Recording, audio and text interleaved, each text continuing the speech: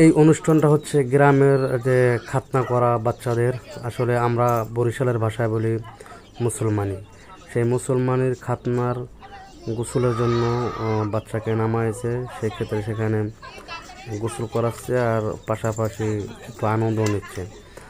হয়তো বা যদি কারো সামর্থ্য থাকে তারা বড় করে আনন্দ করে, বরিশালে অনেক আনন্দ উল্লাস করে, গান বাজনা করে, নাচানাচি, তারপরে খাওয়ান দাওয়ানের বিভিন্ন অ্যারেঞ্জমেন্ট করে এবং